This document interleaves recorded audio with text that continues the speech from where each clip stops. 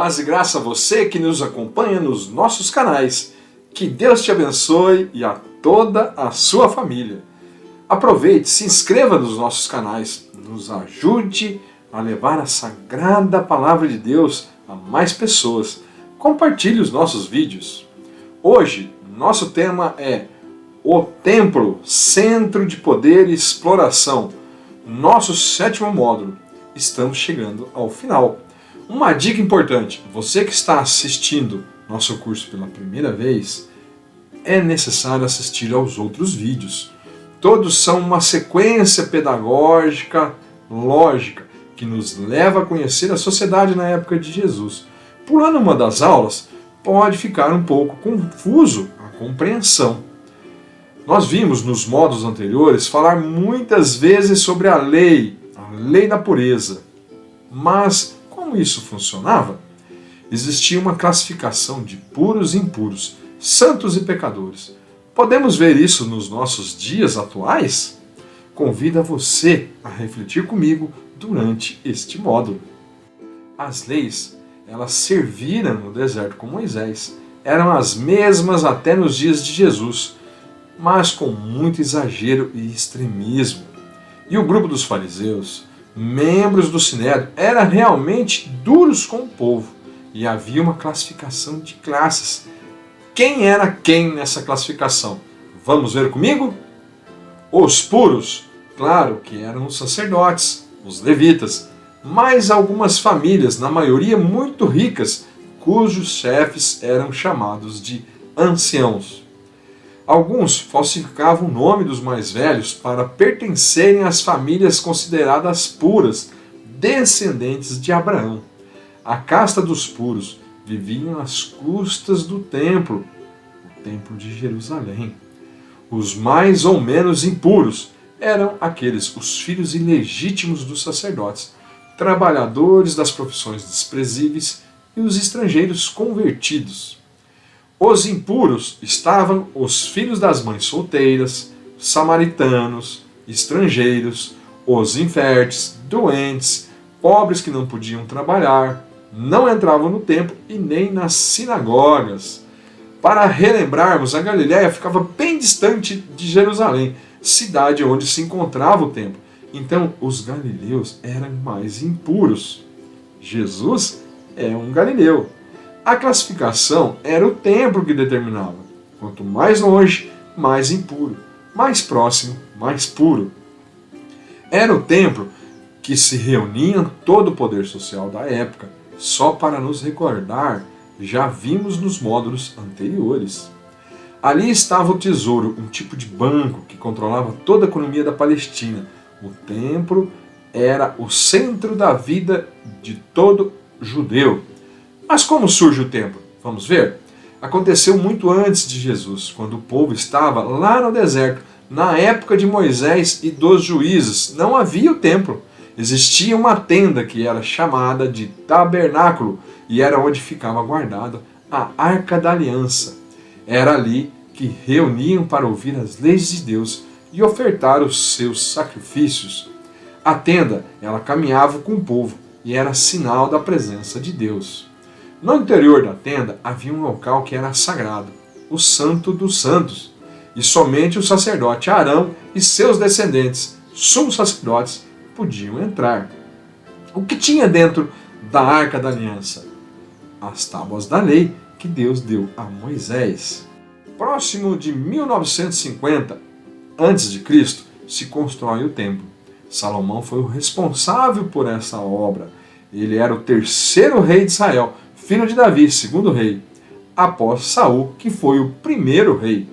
O templo, construído no Monte Moriá, era orgulho do rei e do povo, mas com a invasão da Babilônia pelo rei Nabucodonosor, o templo foi devastado. As tábuas da lei de Moisés e a Arca da Aliança foram levadas para a Babilônia.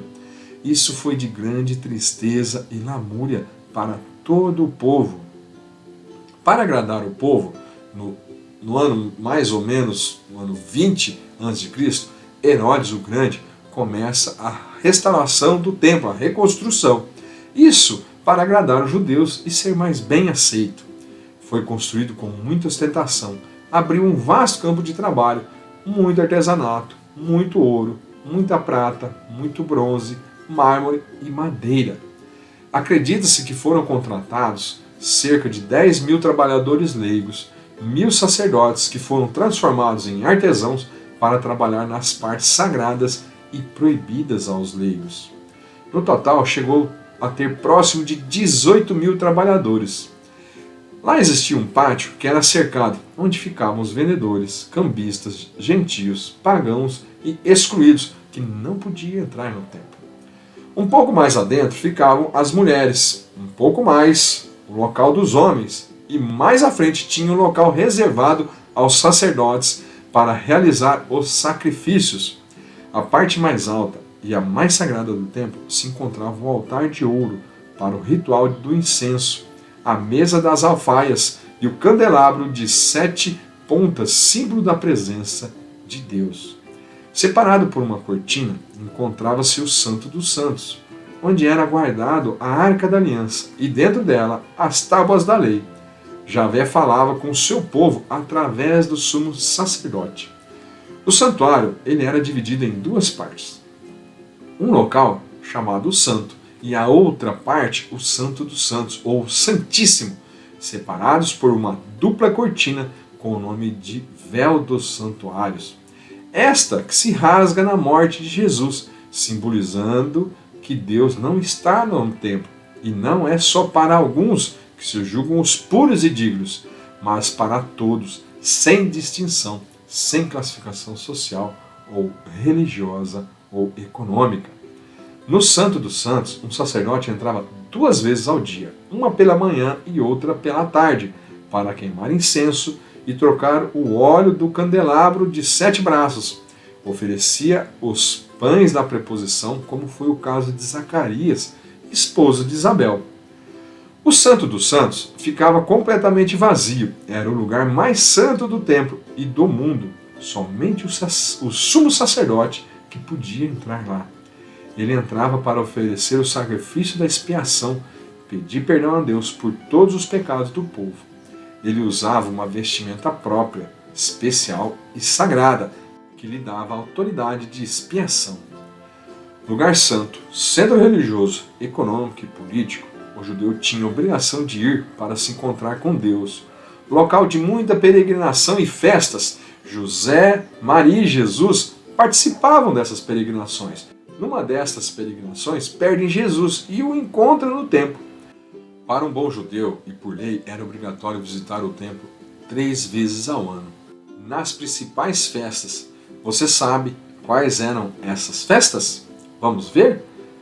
A primeira, Festa da Páscoa, celebrava a memória da libertação do povo hebreu da escravidão do Egito. A segunda, Festa de Pentecostes, 50 dias após a Páscoa, lembrava a entrega da lei para Moisés no Monte Sinai, sinal da aliança de Deus com o povo. E a terceira festa, a Festa das Tendas ou dos Tabernáculos, lembrava os 40 anos da caminhada no deserto até a conquista da Terra Prometida. Um detalhe muito importante, na festa da Páscoa, as pessoas se reuniam com toda a família, com os amigos, ao redor de um cordeiro assado, feito com ervas amargas, vinho e pão sem fermento. Era partilhado para relembrar a presença libertadora de Deus no meio do povo. Foi nesta festa que Jesus instaura a Eucaristia, depois é preso e morto, tornando assim o novo Cordeiro de Deus, a nova aliança. Em Pentecostes, se reuniam para agradecer a Deus pelas colheitas, renovarem sua aliança com Deus. Nessa festa, os apóstolos têm a primeira grande colheita, a presença do Espírito Santo, que se torna a nova aliança, restabelecendo as normas e mudando tudo que os dominadores do templo haviam deturpado a seu favor, explorando o povo pobre. A festa das tendas, o povo vivia por 7 dias, para lembrar a caminhada no deserto, mostrando sua total confiança em Deus. Faziam procissões, pedindo por chuvas e ofereciam água derramando na terra. Agora é Jesus que se torna a fonte da água viva. Com essas festas, o templo atraía judeus do mundo todo, que traziam muitos donativos e oferendas. O comércio de gado e outros animais para sacrifício era muito grande, uma fonte muito lucrativa para os poderosos do templo. Jerusalém atraía homens muito ricos de toda parte, inclusive judeus do exterior. Todo visitante tinha que deixar na cidade, no templo, o valor de 10% de sua renda anual, além de oferecer as primícias da terra e as ofertas dos primogênitos. Graças a essas peregrinações, principalmente na Páscoa, chegavam a 60 mil peregrinos que alimentavam todo o comércio de artesanatos a animais para sacrifício. O judeu de perto ou de longe trocava seu dinheiro para comprar animais e entregar aos sacerdotes do templo, oferecendo a Deus, purificando das impurezas ou de pecados cometidos durante o ano. Havia 4 tipos de sacrifício. Vamos ver qual eram esses sacrifícios? Os holocaustos, os sacrifícios de oblação, os sacrifícios de comunhão, os sacrifícios pelos pecados e de reparação. Você quer saber como era cada um deles? O holocausto, oferenda de uma vítima, um animal, que era inteiramente queimado e consumido após tirar o couro. Era um sacrifício de ação de graças, ou para obter um favor de Deus. O livro do Êxodo assim está escrito: o holocausto será uma oferta queimada de agradável odor a Javé, o sacrifício da oblação, oferenda dos produtos da terra, onde uma parte era queimada no altar com azeite e incenso, com agradável odor a Javé. A outra parte ficava para os sacerdotes. Era sinal de agradecimento a Deus pela colheita. O sacrifício de comunhão. A vítima, um animal, era repartida entre Deus e o ofertante, tipo um banquete sagrado. A vítima era assim repartida.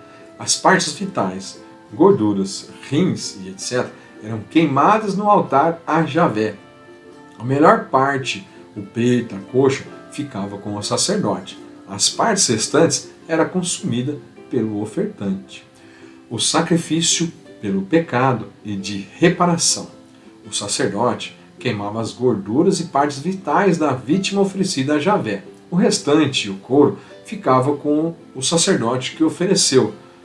Com o ofertante não ficava nada. Era tantas as leis que pecar era muito fácil. O sacrifício na época de Jesus se tornou muito praticado. E a única maneira de a pessoa se purificar era dessas maneiras.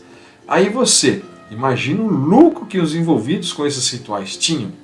Os animais tinham que ser comprados no templo ou de quem o templo indicasse, pois tinham que ser animais com ótima saúde e saudáveis.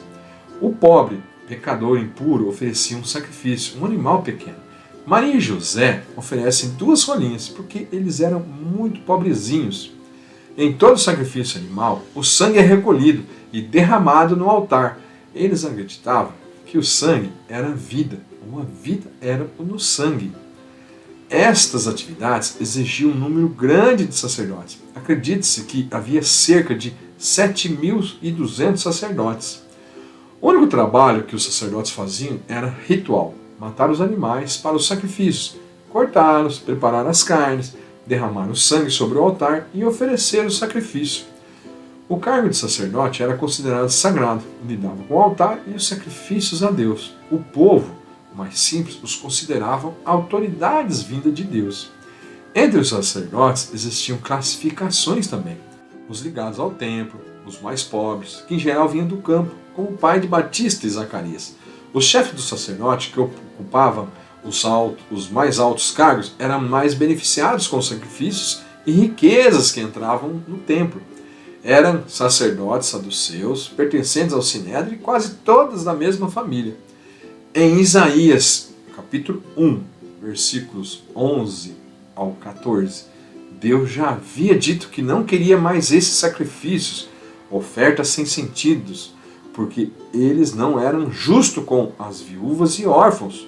O templo era todo controlado por eles, até a venda dos animais, com esses que Jesus teve grandes discussões e acabou causando a sua condenação. Existiam outras atividades no templo. Os levitas, semelhantes aos sacristãos de hoje, inferior aos sacerdotes. Os levitas, cantores e músicos eram considerados superiores aos outros. Todos aspiravam a ser cantores e músicos, que eram mais privilegiados. Começamos a compreender o poder que havia em volta do templo e quem o controlava toda Jerusalém, a economia, a política e a fé do povo. Para isso, Jesus vem, para resgatar a dignidade do seu povo. Espero que você tenha gostado de mais esse curso. Deus Pai misericordioso nos envie seu Espírito Santo, o sopro da vida, e anime todos os nossos cristãos, nosso povo, nesses tempos de dificuldades sociais e conflitos. Ajude a sermos críticos e verdadeiros cristãos, amando a todos sem distinção, sem classificá-los em puros ou impuros. Amém. Para o próximo módulo, a vida.